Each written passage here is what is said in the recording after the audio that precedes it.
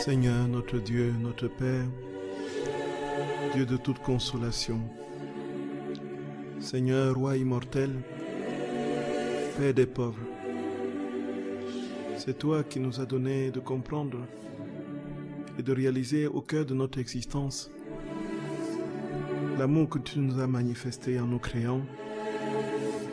Et c'est toi qui nous donnes aujourd'hui d'avancer dans les voies que tu as tracées devant nous.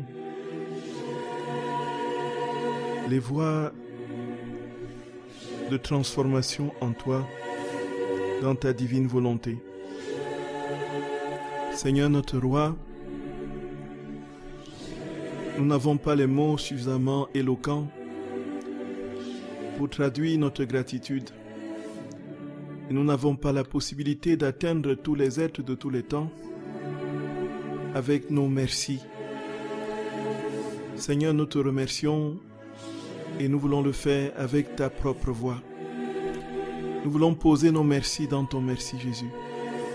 Nous voulons poser notre action de grâce dans l'action de grâce éternelle que tu as offerte au Père lorsque tu t'es donné pleinement sur la croix en versant ton sang jusqu'à la dernière goutte. Seigneur notre Roi, tu vois notre humanité malade. Tu vois notre cœur qui attend de toi la grâce de la plénitude de la vie en toi. Seigneur, nous te supplions, accorde-nous cette grâce, Jésus. Accorde-nous la grâce de te ressembler. Nous sommes pauvres, vraiment pauvres. Et loin de toi, nous ne sommes rien, Seigneur, et nous ne pouvons rien, puisque sans toi, nous ne pouvons rien faire. Jésus, nous t'en supplions, ne tarde plus, Seigneur. Ne tarde plus, Jésus. Regarde ce monde, regarde cette terre, regarde ton Église, regarde nos cœurs, regarde nos familles, Seigneur. Je t'en supplie, Jésus.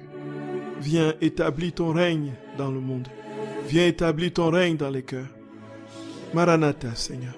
Nous avons confiance en toi et nous t'attendons de tout notre cœur, de toutes nos âmes et de toutes nos forces. Jésus, Jésus, viens, Seigneur, ne tarde plus.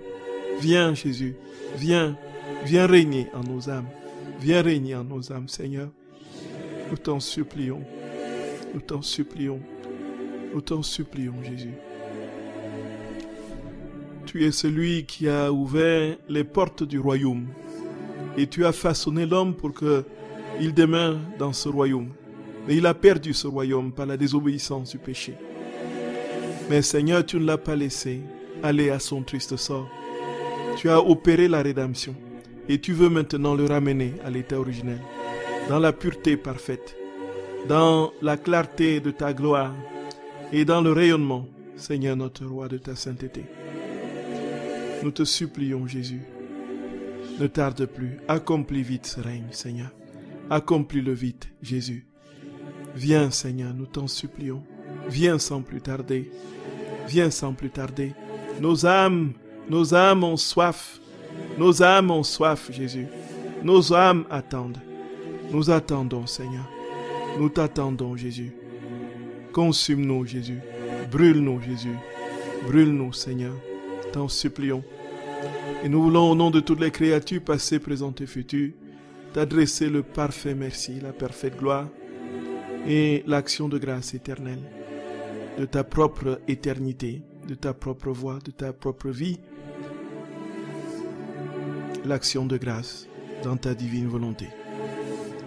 Gloria, Gloria, Gloria, Seigneur notre Roi, nous attendons ton Esprit Saint maintenant qui nous inspire pour que nous écoutions et surtout que nous pratiquions ces vies, ces vérités, et que ces vérités qui produisent tes propres vies se disséminent dans la créature, dans les créatures et dans tous les temps, pour hâter l'avènement de ton règne, pour que ton règne vienne, Jésus, et que ta volonté soit faite sur la terre comme au ciel.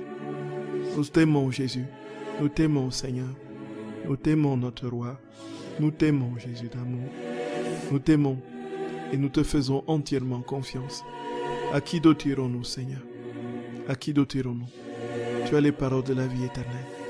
Sois béni, Jésus d'amour. Sois béni notre Roi.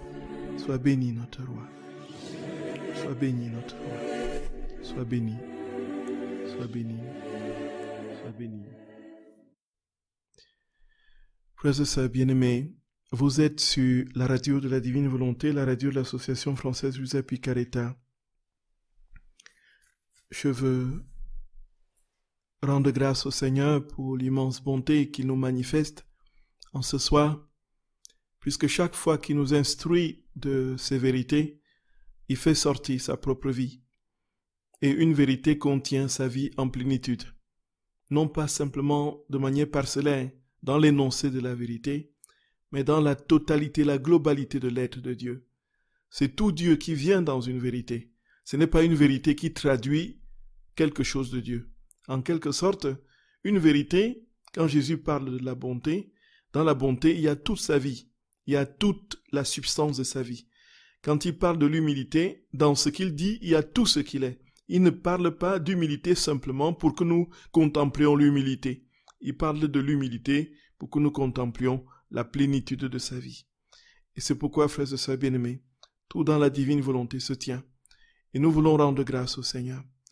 Et confier ce temps d'antenne à notre très sainte Mère, comme de notre habitude, pour qu'elle y règne, pour que son manteau couvre tous les petits espaces de parole ou de silence, et que vos cœurs soient emmitouflés dans ce manteau et dans son cœur immaculé, pour accueillir ce que notre très saint Seigneur veut faire dans nos cœurs aujourd'hui et ce soir, puisque chaque fois qu'il énonce une vérité, il opère une transformation en fonction de cette vérité et surtout en fonction de la disponibilité, la disposition de notre cœur.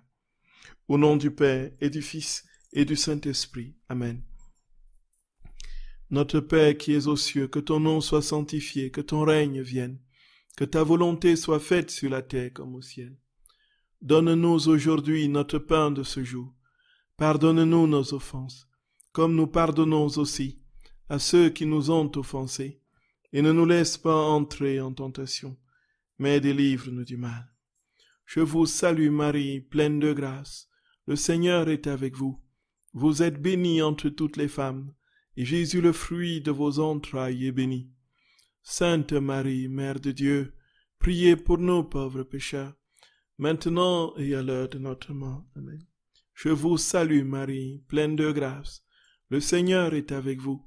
Vous êtes bénie entre toutes les femmes, et Jésus, le fruit de vos entrailles, est béni.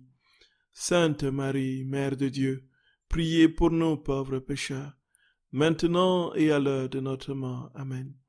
Je vous salue Marie, pleine de grâce. Le Seigneur est avec vous.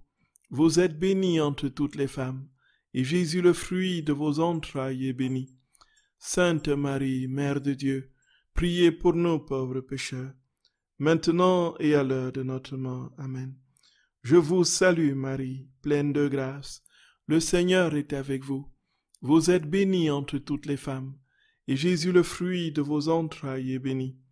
Sainte Marie, Mère de Dieu, priez pour nous pauvres pécheurs, maintenant et à l'heure de notre mort. Amen. Je vous salue Marie, pleine de grâce. Le Seigneur est avec vous. Vous êtes bénie entre toutes les femmes, et Jésus, le fruit de vos entrailles, est béni. Sainte Marie, Mère de Dieu, priez pour nous pauvres pécheurs, maintenant et à l'heure de notre mort. Amen. Je vous salue Marie, pleine de grâce. Le Seigneur est avec vous. Vous êtes bénie entre toutes les femmes, et Jésus, le fruit de vos entrailles, est béni. Sainte Marie, Mère de Dieu, priez pour nous pauvres pécheurs, maintenant et à l'heure de notre mort. Amen. Je vous salue Marie, pleine de grâce. Le Seigneur est avec vous. Vous êtes bénie entre toutes les femmes, et Jésus, le fruit de vos entrailles, est béni. Sainte Marie, Mère de Dieu, priez pour nous pauvres pécheurs, maintenant et à l'heure de notre mort. Amen. Je vous salue Marie, pleine de grâce. Le Seigneur est avec vous. Vous êtes bénie entre toutes les femmes, et Jésus, le fruit de vos entrailles, est béni. Sainte Marie, Mère de Dieu, priez pour nous pauvres pécheurs, maintenant et à l'heure de notre mort. Amen. Je vous salue Marie, pleine de grâce. Le Seigneur est avec vous. Vous êtes bénie entre toutes les femmes, et Jésus, le fruit de vos entrailles, est béni. Sainte Marie, Mère de Dieu, priez pour nos pauvres pécheurs, maintenant et à l'heure de notre mort. Amen. Je vous salue Marie, pleine de grâce. Le Seigneur est avec vous. Vous êtes bénie entre toutes les femmes, et Jésus, le fruit de vos entrailles, est béni. Sainte Marie, Mère de Dieu, priez pour nos pauvres pécheurs, maintenant et à l'heure de notre mort. Amen. Gloire soit au Père, et au Fils, et au Saint-Esprit, comme il était au commencement, maintenant et toujours, et dans tous les siècles des siècles. Amen.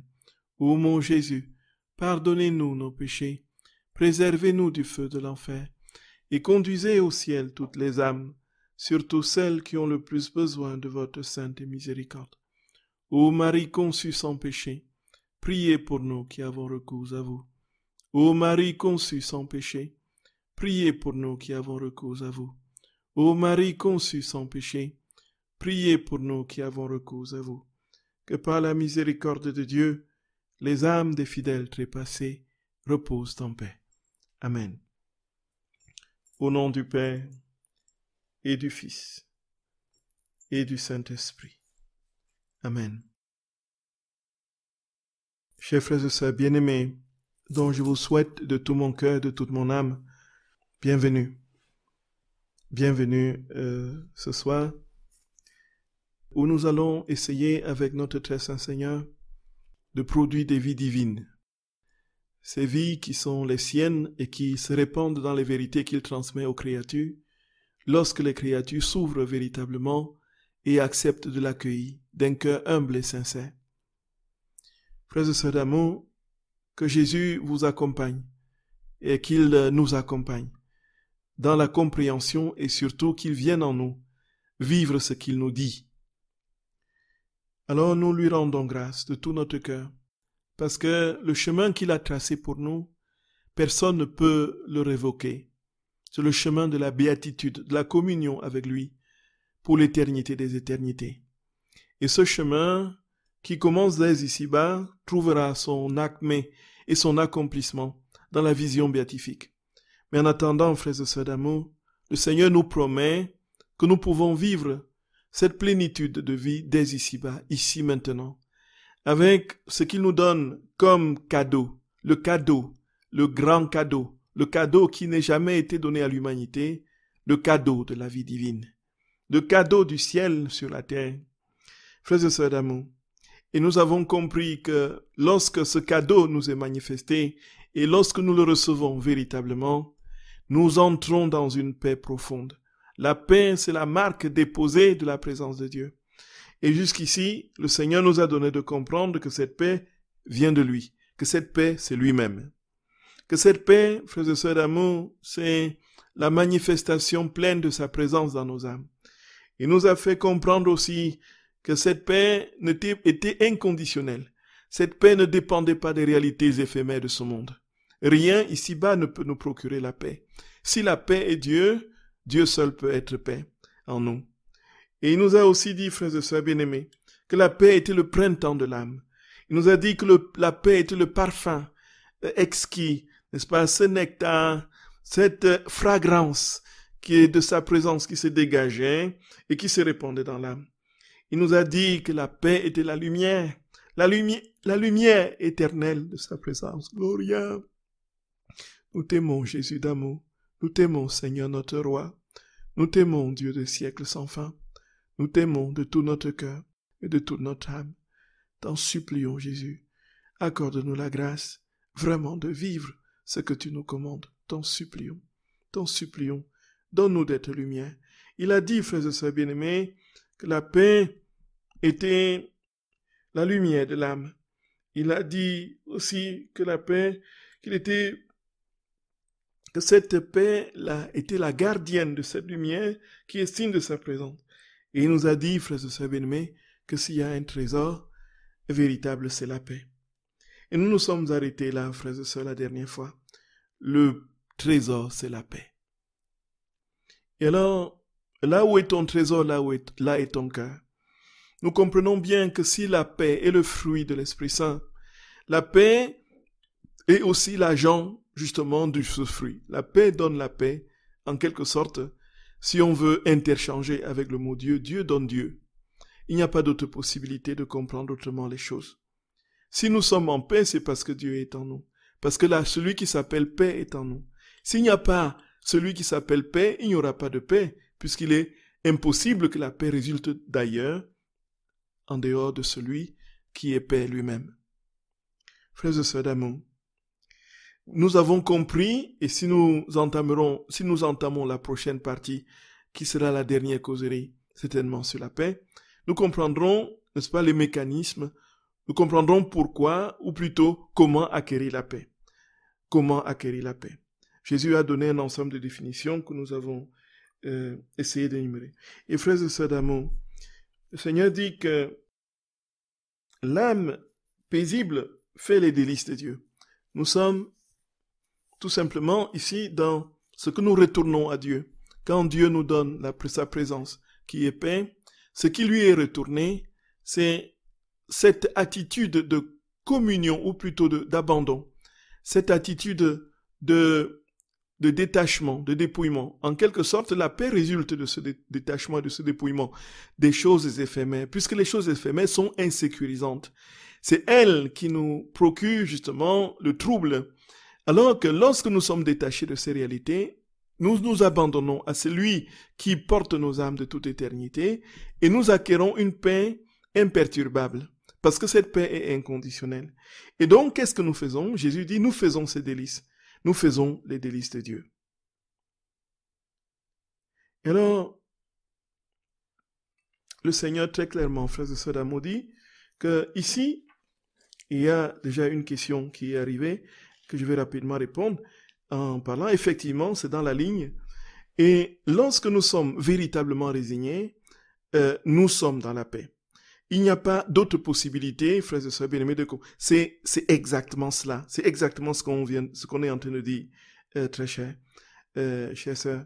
Effectivement, lorsque nous sommes résignés, nous sommes en paix. Il n'y a pas d'autre possibilité d'être en paix que d'être résigné. Être résigné, c'est quoi? Ce n'est pas être laxiste et paresseux. Être résigné, c'est accepter le projet de Dieu sur moi, m'abandonner au projet qu'il a sur moi. Et alors, si je suis abandonné à ce projet, cela veut dire que je suis détaché de mes propres projets. Je suis donc détaché de ma volonté propre. Et donc, je m'abandonne librement au projet que Dieu a sur moi.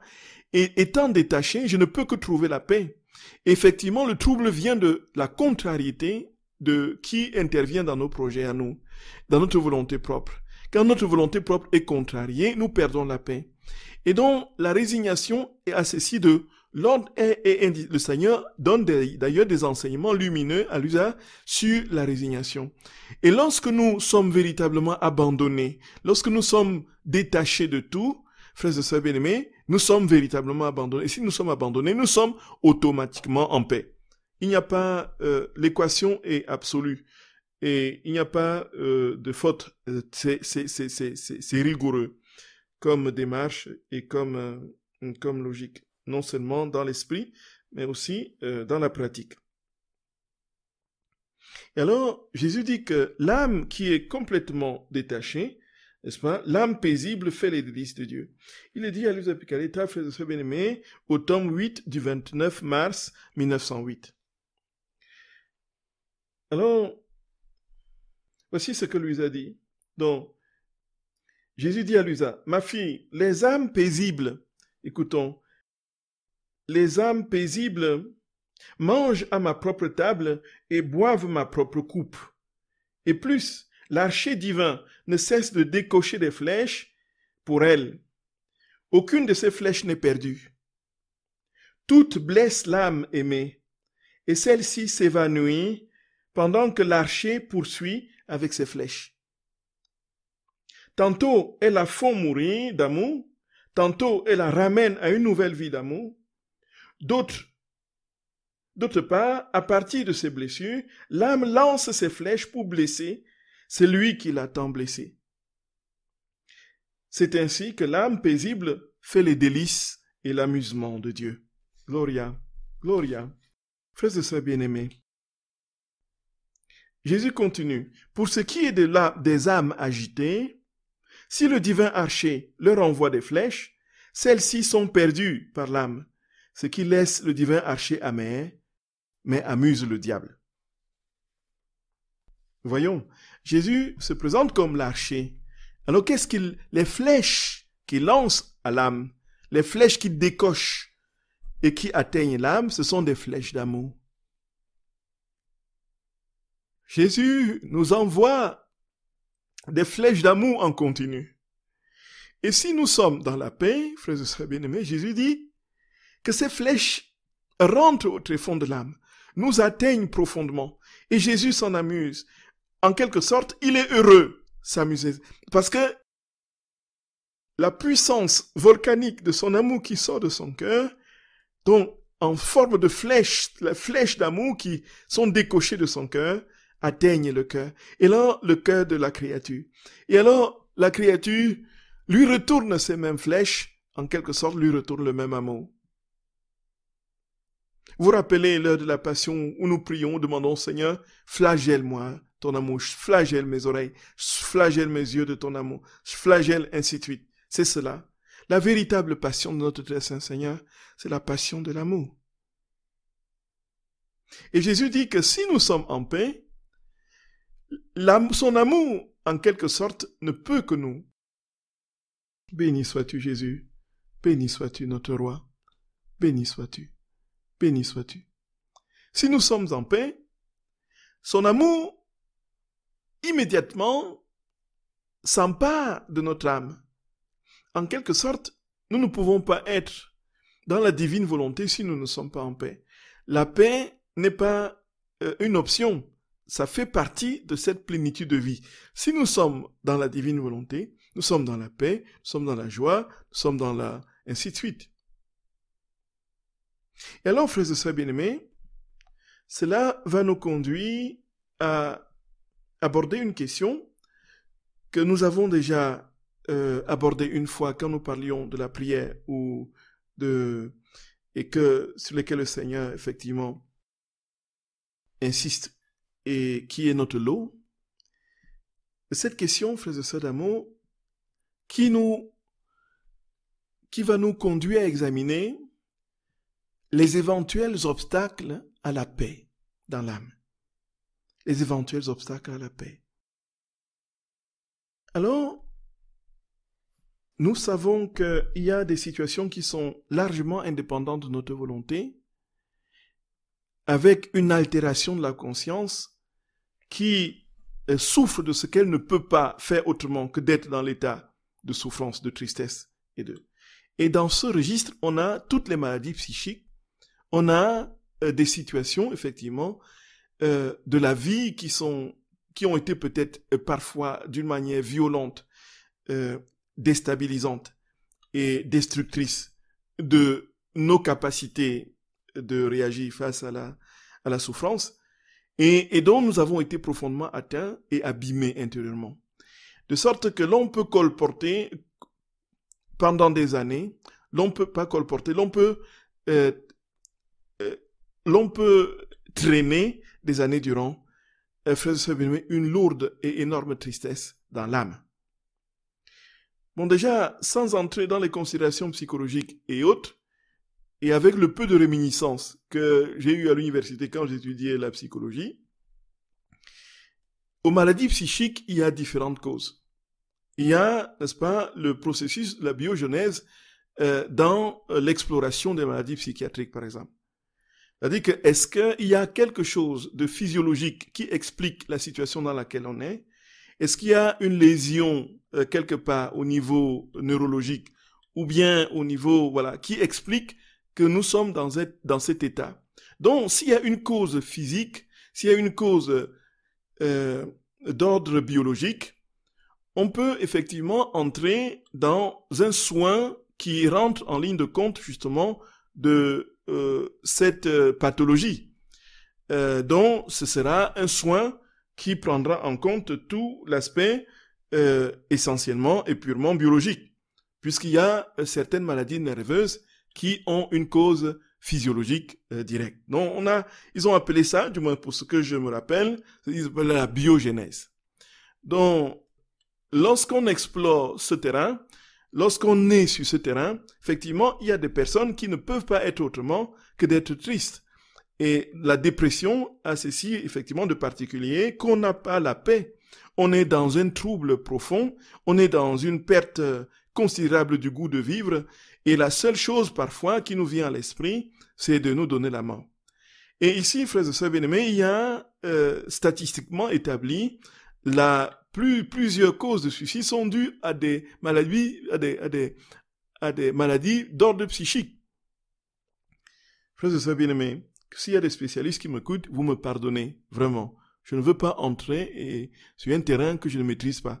Mais je dis simplement les choses pour essayer de clarifier le rapport entre la paix et un trouble, une tristesse involontaire liée à une maladie. Bon, on ne va pas rentrer dans toutes les considérations. Donc, si vous avez besoin de creuser et comprendre un peu plus, demandez aux spécialistes et ils vous le diront. Mais j'essaie tout simplement de dire que, de mettre en lumière les difficultés à la paix. Voilà. Donc, il y a ça. Ils ont parlé aussi de la sociogénèse. C'est-à-dire que la personne, nous sommes tous des êtres de relation. Nous avons une famille, nous avons un lieu de travail, nous avons une société, nous avons en fait ainsi de suite. Et donc, il y a une harmonie qui est nécessaire pour l'équilibre de la personne.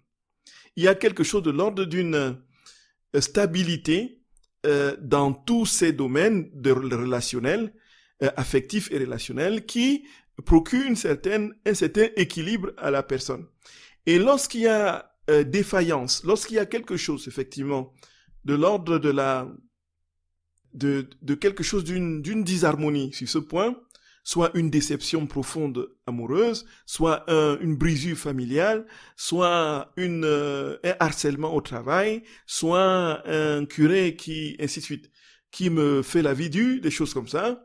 Donc, quand il y a au niveau relationnel quelque chose qui ne fonctionne pas et qui ne contribue pas à harmoniser les relations nécessaires à la stabilité et à l'équilibre de la personne, effectivement, il y a une souffrance qui peut rentrer en ligne de compte. Et donc, la dépression, lorsqu'il y a des chocs de cette nature, effectivement, on explore. Et en Afrique, pour ce qui est de la psychopathologie, pour soigner les fous, en Afrique, dans beaucoup de, on a très peu de neuroleptiques qu'on donne, hein. On ne les gave pas de médicaments. Il y a cette dimension de la sociogénèse où l'on parcourt toutes les relations de la personne pour essayer de voir qu'est-ce qui, dans les relations qu'elle a avec son entourage, avec sa famille, avec ses amis, avec son milieu professionnel, ainsi de suite, y compris même avec ceux qui sont déjà partis, qu'est-ce qui n'a pas fonctionné? Et le thérapeute travaille sur ce terrain, la sociogénèse, et essaie d'équilibrer et résoudre les problèmes, les pardons qui ne sont pas donnés, et les haines et les rancunes, les réconciliations qui sont faites, généralement les maladies, les personnes retrouvent un certain équilibre et guérissent. Ça marche de tonnerre en Afrique. Et nous avions un professeur, effectivement, de psychopathologie qui s'y donnait à fond. Il s'y donnait à fond. Et ça avait un taux de réussite absolument. Oui. Donc il y a cela, frères et sœurs bien-aimés. Donc nous voyons que les personnes qui sont ainsi affectées douloureusement, un choc sentimental par exemple, vous aurez beau dire, vous dit en fait ne t'en fais pas, ne t'en fais pas, il y aura. Les personnes sont dans une souffrance telle que il y a quelque chose de profondément irrattrapable dans la blessure. Si la personne était vraiment dans... Et c'est pourquoi beaucoup se donnent la mort après avoir été déçus. Mais frères et sœurs bien-aimés, nous voyons que lorsqu'on est dans les cas de dépression comme celle-là, quelle que soit l'origine, que ce soit biologique, que ce soit de l'ordre des relations de cette sociogénèse-là, que ce soit de l'ordre de la psychogénèse, ça c'est la troisième et peut-être la deuxième, c'est-à-dire qu'il y a un problème psychologique qui est à l'origine de la perte de paix. Alors, frères et sœurs bien-aimés, quoi qu'on fasse, vous pourrez dire tout ce que vous voudrez à la personne en souffrance, elle ne pourra pas aller mieux. Vous allez dire à celui qui déprime, mais lève-toi, alors va courir, va marcher dans la forêt, regarde les arbres, et puis entends les oiseaux chanter, et tout ça. Mais ce seront des beaux discours. La personne est incapable d'exécuter vos conseils, tout simplement parce qu'elle est dans un état. Il y a donc, frères et sœurs bien-aimés, je disais tout ceci pour dire qu'il y a des situations où les personnes sont dans un état de grande tristesse, où rien ni personne ne peut les aider immédiatement, jusqu'à ce que le processus de guérison se mette en place, se déploie et les libère. Et alors, en ce moment-là, où est la paix de Jésus? Où est la paix de Jésus? Où est la paix de Jésus? Et on peut aller plus loin. Quand on vient maintenant dans un domaine purement spirituel, c'est là, frères et sœurs d'amour, que nous comprenons que le Seigneur, lui, est fidèle. Il n'a pas deux paroles, il n'a qu'une seule parole. Gloria, béni sois-tu, Jésus d'amour. Béni sois-tu, Seigneur. Dans les trois cas que je viens de citer, les trois lieux, les trois possibilités en cause dans la dépression ou bien dans les maladies psychiatriques qui ne laissent aucune chance pour la paix, frères et sœurs bien-aimés, ici, il y a une altération de la conscience. Les personnes ne sont plus maîtres d'elles-mêmes, maîtresses d'elles-mêmes. Elles ne peuvent plus faire autre chose que d'être dans l'état d'abattement dans lequel elles sont. Mais pourtant, frères et sœurs bien-aimés, même dans la mélancolie, ce qui est assez surprenant et extraordinaire, Jésus dit, il donne sa paix. La paix n'est pas ressentie, évidemment. La paix n'est pas manifestée extérieurement. Mais comme ces personnes ne sont pas responsables, comme elles ont la conscience altérée, les états de conscience qui ne sont pas dans un fonctionnement normal, le Seigneur ne les abandonne pas. Le Seigneur ne les abandonne pas. Et alors, malgré, même s'ils vont jusqu'à l'acte fatal, ces gens sont au ciel. C'est évident. C'est évident. Puisqu'elles n'ont pas été à l'origine, frères et sœurs bien-aimés, vous connaissez même, il y a même des médicaments qui ont pour cause, qui ont pour effet secondaire les tentatives de suicide. Oui, il y a des médicaments comme ça. Et ces personnes-là, vous allez les juger. Ah, en fait, mais non. Et nous comprenons bien l'origine de la paix. Je vous donne la paix, je vous donne ma paix, non pas à la manière du monde. On peut être dans l'affliction, on peut perdre un être cher et être dans une souffrance profonde, mais pourtant garder la paix.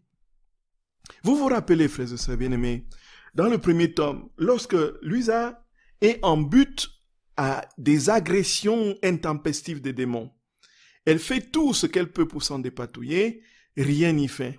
Les démons sont tellement agressifs et terriblement offensifs qu'elle est complètement perdue. Et Jésus lui dit, ma fille, que rien ne te perturbe, rien ne te trouble. Il dit, vous vous souvenez de ce passage, oh c'est tellement beau, c'est tellement beau, c'est tellement beau. Le Seigneur l'invite à la paix, même dans ces situations, tout simplement parce qu'elle n'est pas responsable, frères et sœurs bien-aimés, de ce qui lui arrive. Elle subit une attaque extérieure. De même que les personnes qui ont des maladies psychiatriques, qui dépriment, qui sont dans le Seigneur, au contraire, est plus que jamais présent au cœur de leur cœur, dans la fine pointe de l'âme, là où elles n'ont peut-être pas le ressenti de cette paix extérieure, mais qui leur donne l'occasion, quoi qu'il arrive, d'être dans les bras de Dieu. Gloria, Gloria, Gloria. Venons-en à présent à la perte de la paix qui, aux causes d'une perte de la paix qui ne sont pas liées à l'altération de la conscience, à l'incapacité d'acquérir cette paix. Donc, on est pleinement conscient et on a perdu la paix. Quelles peuvent être ces causes? Frères et sœurs bien-aimés, nous savons que la seule chose qui peut nous éloigner de la paix alors que nous sommes pleinement conscients, totalement conscients et en possession de nos moyens psychologiques et physiques, c'est le péché. C'est le péché. C'est le péché. Le péché, vous péchez, vous allez perdre la paix. Aucun péché. Si vous êtes dans le péché, vous ne serez jamais en paix. Jamais en paix. Ce n'est pas possible d'être dans la paix en vivant dans le péché. Ce n'est pas possible, frères et sœurs d'amour. Alors, frères et sœurs bien-aimés, le Seigneur dit très clairement, cette paix-là, qui est perdue à cause de notre péché, nous pouvons très très rapidement la retrouver. La démarche est simple. Il s'agit de se convertir. Il s'agit de changer de vie. Il s'agit, frères et sœurs bien-aimés, de quitter les oripeaux, les vieilles guenilles de la volonté humaine et de revêtir le vêtement de la gloire de Dieu, de sa divine volonté. Voici, frères et sœurs bien-aimés, que le Seigneur très clairement dit, en fait, le péché est la cause principale de la perte de paix lorsqu'on est en possession de toutes ses facultés. Voici que lorsqu'on retourne à lui et qu'on lui donne toute notre vie, on se confie totalement et entièrement, parfaitement à lui, alors on retrouve la paix. C'est pourquoi, frères et sœurs bien-aimés, encore une fois, le sacrement de réconciliation est le sacrement de la paix par excellence. Du moins, dans la démarche que le Seigneur nous propose pour retrouver l'état originel. Confessons-nous, frères et sœurs d'amour, confessons-nous. Ne perdons pas cette pratique, c'est absolument indispensable. Si vous avez l'habitude de vous confesser, vous allez vous rendre compte que tout le temps, vous grandirez toujours plus dans la paix. Et cette paix sera votre nourriture. Vous allez vous rendre compte, quelles que soient les situations difficiles que vous traversez, vous allez vivre une paix imperturbable. C'est la vérité, frères et sœurs bien-aimés. Il y a des âmes que je connais qui se confessent carrément tous les jours. Je connais des âmes aujourd'hui qui se confessent tous les jours. Et ces âmes sont d'une lumière, d'un rayonnement absolument indescriptible. La paix est consécutive à l'absence du péché. Et alors, il y a des situations où, conscient de notre incapacité à correspondre à la volonté de Dieu et à notre désir d'y correspondre, nous nous rendons compte que nous chutons dans les péchés toujours plus. Et nous finissons par perdre la paix, par découragement. Et alors, frères et sœurs bien-aimés, Louisa a été plusieurs fois dans ce cas, et Jésus est venu la rappeler à l'ordre. Alors, nous allons l'écouter après cette pause. Vous pouvez poser vos questions, frères et sœurs bien-aimés, au numéro habituel. À tout à l'heure, frères et sœurs d'amour. Tout à l'heure.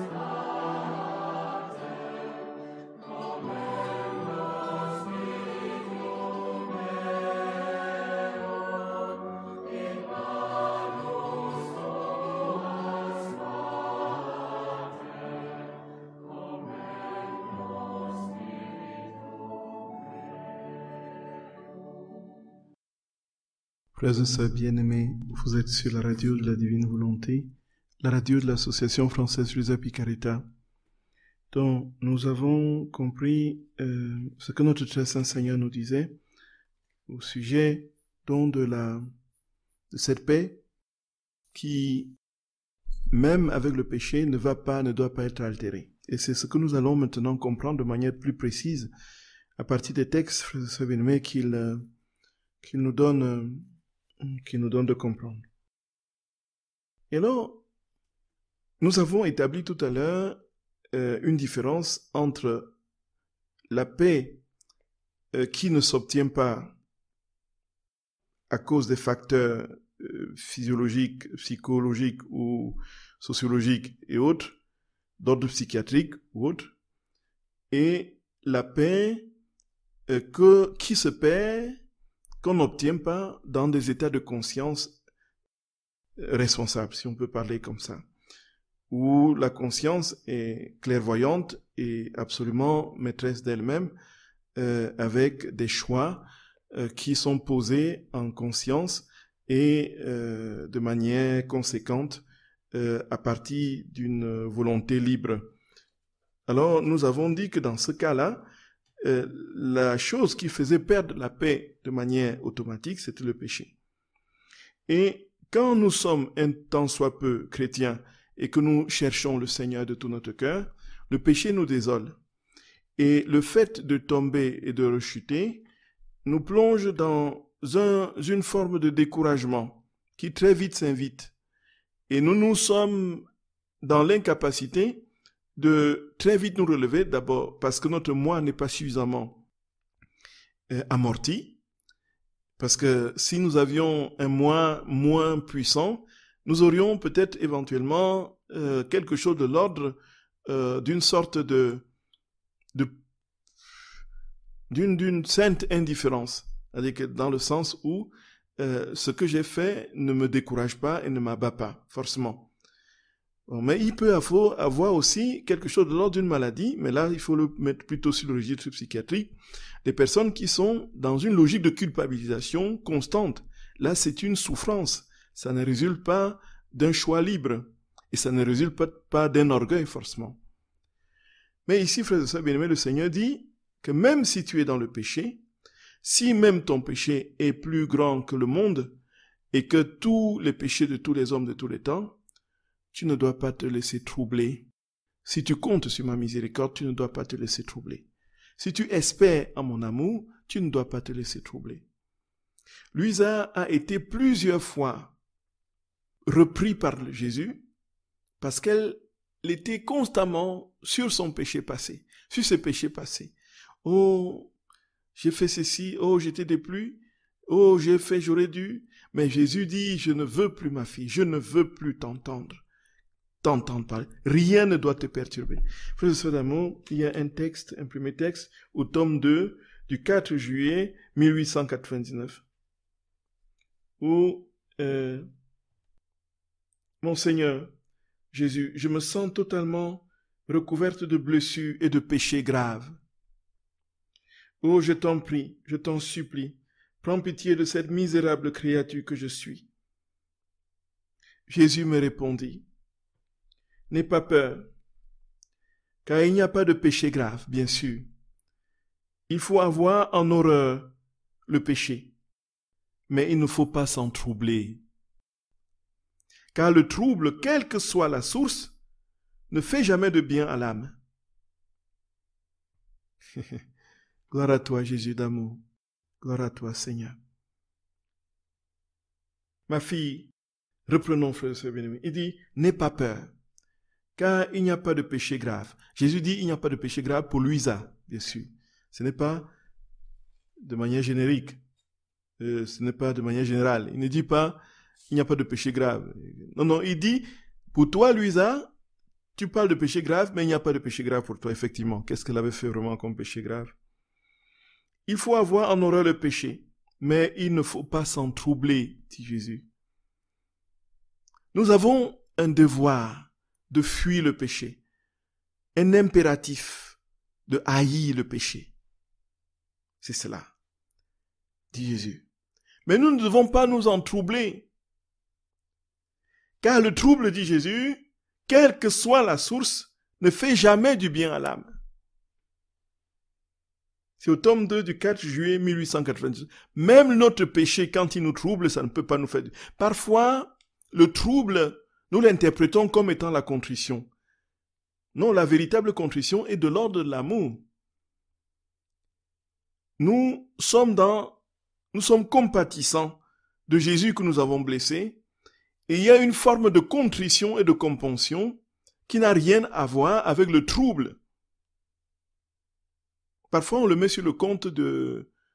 Voilà. Non, Jésus dit, même si tu as commis tous les péchés de tous les hommes de tous les temps, garde la paix si tu comptes sur mon amour et ma miséricorde. Ma fille, comme moi, tu es une victime que toutes les actions brillent des mêmes intentions, pures et saintes que les miennes, afin que, en voyant ma propre image en toi, je puisse librement t'inonder de mes grâces et qu'ainsi, orné, je puisse te présenter comme victime odorante à la divine justice. Voilà, frères et sœurs bien-aimés. Et puis, il y a un autre texte qui n'est pas daté, qui est au tome 1. Pour ceux qui ont l'édition de l'association du livre du ciel, dont ce sera à la page 9.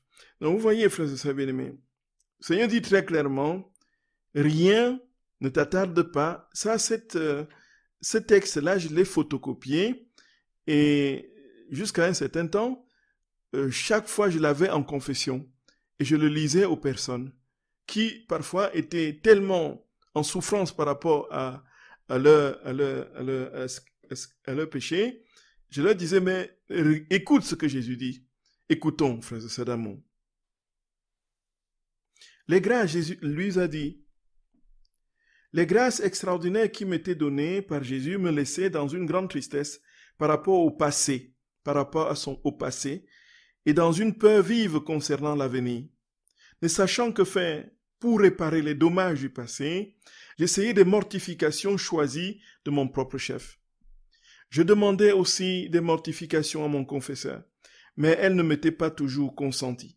Toutes les pénitences que je faisais me semblaient insignifiantes, parce que j'étais incapable de changer le passé et que je ne savais que faire d'autre. Je me mettais à pleurer à la pensée de mes péchés passés.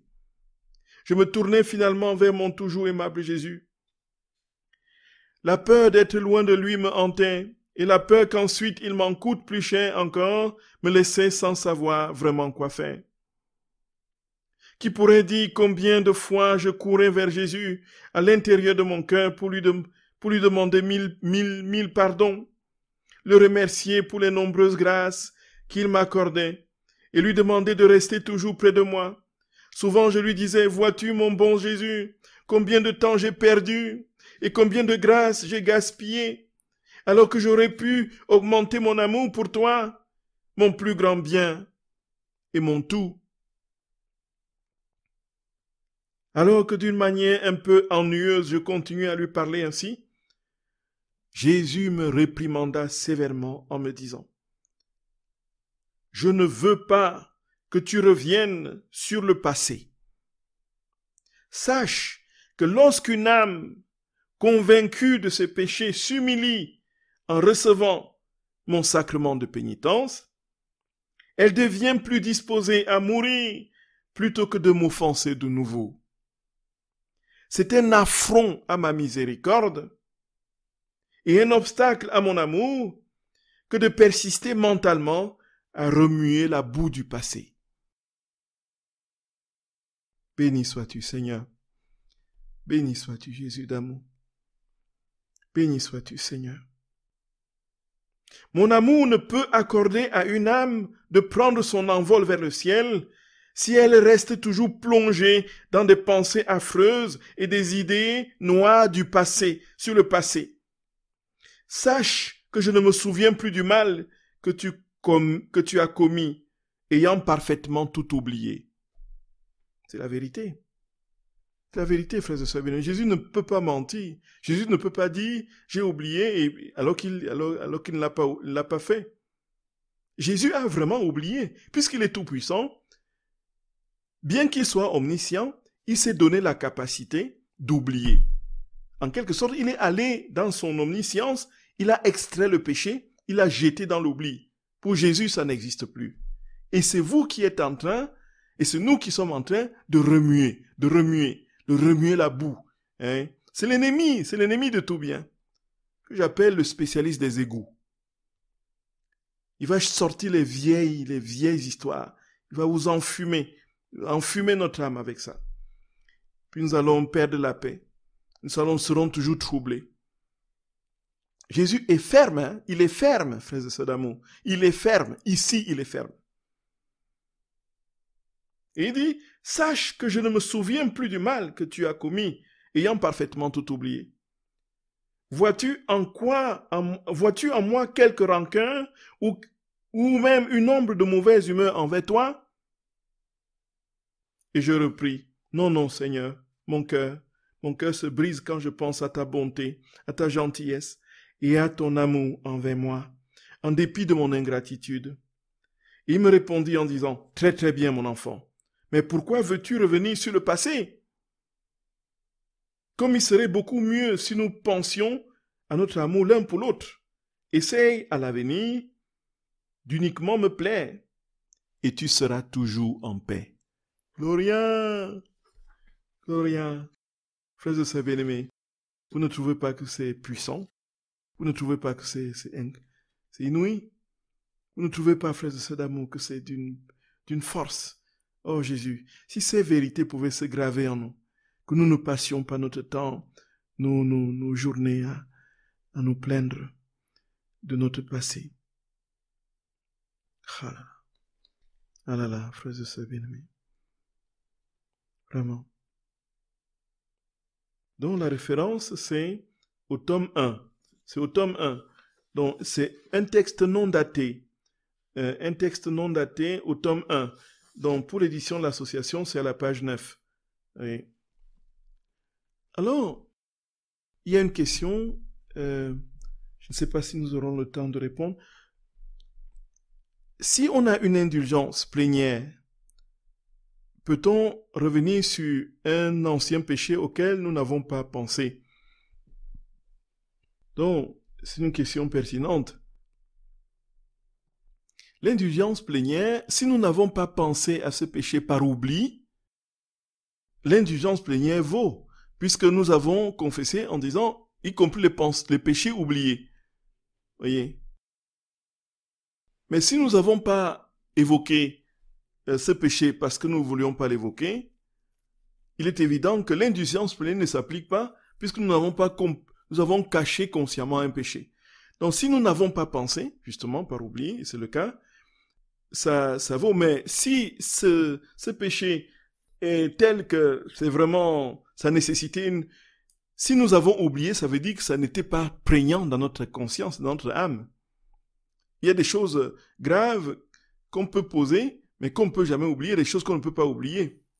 Donc si nous avons oublié, ça veut dire que ça n'avait pas d'impact dans notre âme. Et ces péchés-là vont dans la catégorie des péchés que je confesse à la fin, en disant, pardon pour les péchés oubliés. Et comme je n'étais pas responsable de l'oubli, comme je n'ai pas provoqué l'oubli, le Seigneur véritablement me pardonne. Et le jour où il le fait remonter en conscience, avec une charge de culpabilité, peut-être qu'il veut qu'on le confesse nommément. Mais si on a oublié, c'est déjà une preuve que ça n'avait pas le mordant, un mordant destructeur sur l'âme. Peut-être par acquis de conscience, vous pouvez encore confesser le péché, mais sachez que si vous étiez sincère dans la première confession, le Seigneur vous a vraiment pardonné. Frères et sœurs d'amour, nous bénissons le Seigneur. Continuons à prier. Tenons ferme le rosaire. Prions sans relâche. Cherchons le Seigneur de tout notre cœur, de toute notre âme. Laissons-le vivre sa vie en nous. Ça va prendre du temps peut-être, mais le Seigneur nous assure qu'il sera toujours là, fidèle, éternellement fidèle. Lui qui n'a jamais changé et qui ne changera jamais. Qu'il pose sa main sur vous, frères et sœurs d'amour, qu'il nous aide à parcourir ces longues routes jusqu'à l'avènement plénier de sa vie dans nos âmes et dans les créatures. qui vous bénisse et vous garde dans sa paix. Au nom du Père et du Fils et du Saint-Esprit. Amen. Frères et sœurs d'amour, que Jésus vous bénisse infiniment. Encore une fois, bonne soirée. À la semaine prochaine. Que Dieu vous bénisse et vous garde.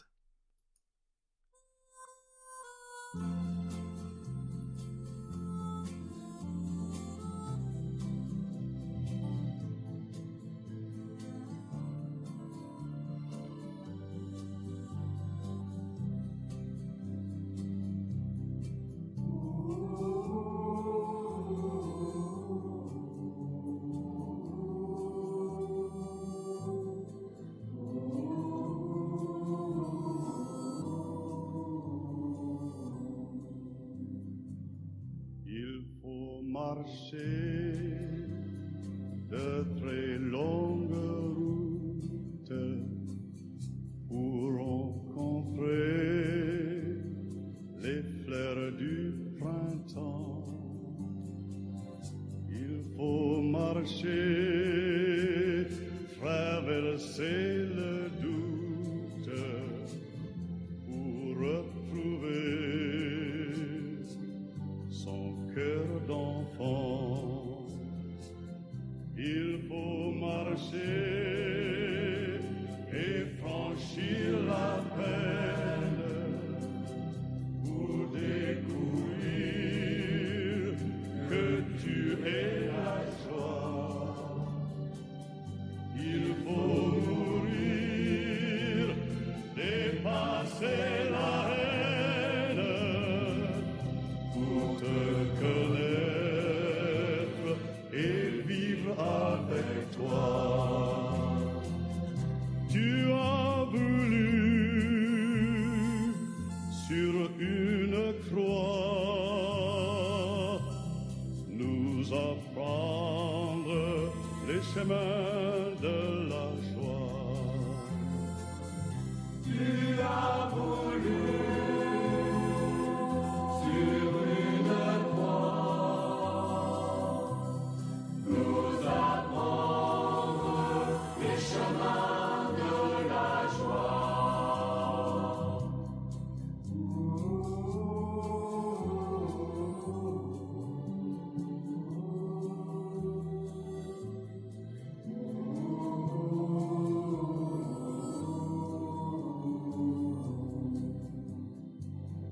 Il faut aller au bout de sa peine pour allumer l'espoir comme un feu. Il faut aller au bout de soi-même pour découvrir le cœur de Dieu. Il faut aller au bout de sa vie pour retrouver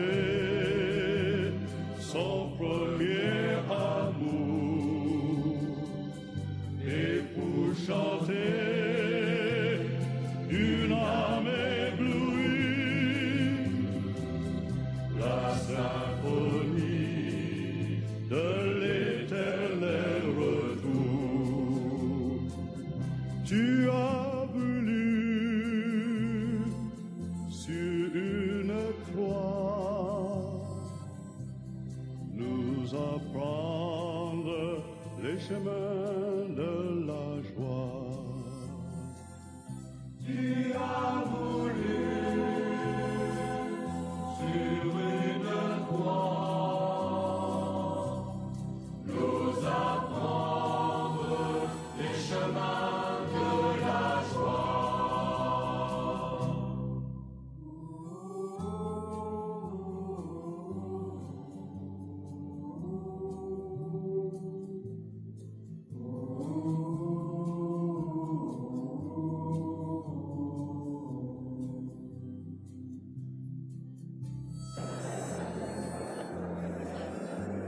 Jésus,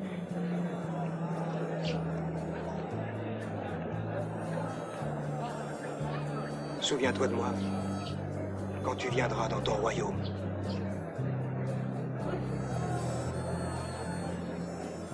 Aujourd'hui, tu seras avec moi dans le paradis.